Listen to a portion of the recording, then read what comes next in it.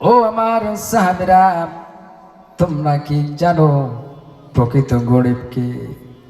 সাহাবায়ে কেরাম বললেন, আমরা তো জানি যার ধন সম্পদ টাকা পয়সা নাই সে বান্দায় গরিব।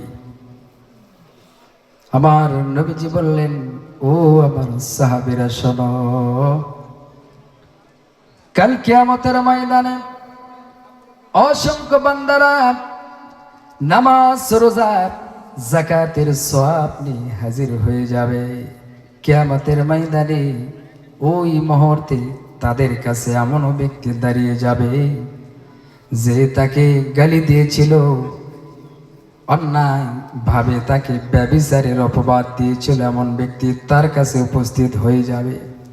অন্যায় ভাবে সম্পদ ভক্ষণ করেছিল এই ব্যক্তি উপস্থিত হয়ে যাবে। অন্যায় ভাবে হত্যা করেছিল ওই ব্যক্তি উপস্থিত হয়ে যাবে।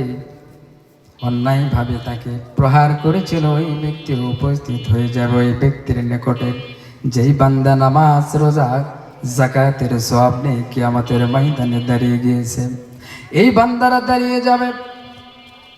যে তাকে মিথ্যা অপবাদ দিয়েছিল, গালি দিয়েছিল, এই বান্দার কাছ থেকে তাকে নেকি দেওয়া হবে। আবার যাকে ব্যভিচারে অপবাদ দিয়েছিল তার কাছ থেকে নেকিগুলো দেওয়া হবে।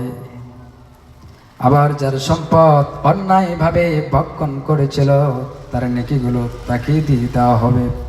তার ঋণ পরিশোধ করা হচ্ছে, নেকিগুলো দিয়ে দিয়ে সে গালি দিয়েছে, মিথ্যা ব্যভিচারের অপবাদ দিয়েছে, অন্যায় ভাবে সম্পদ ভক্ষণ করেছে, অন্যায় ভাবে মানুষকে হত্যা করেছিল, তাকেও ওই নেকিগুলো দেওয়া হবে। অন্যায় ভাবে তাকে প্রহার করেছিল ওই নেকিগুলো তাকে দেওয়া হবে। যদি আরো পাওনাদার থাকে তার নেকিগুলো যদি ফুরে যায়, ওই বান্দার নেকি ফুরে যায়, আরো যদি পাওনাদার থাকে, আমার নবী বলেন, ও আমার সাহাবীরা রে, ওই কিয়ামতের ময়দানে যারা পাওনাদার থাকবে তাদের গুনাহগুলো ওই বান্দাকে দেওয়া হবে, কারণ সে পরিশোধ করতে পারে নাই। তার গুনাহগুলো তার মাথায় চাপিয়ে দেওয়া হবে। এই গুনাহগুলো নিয়ে ওই বান্দা জাহান্নামে চলে যাবে। নাউজুবিল্লাহ।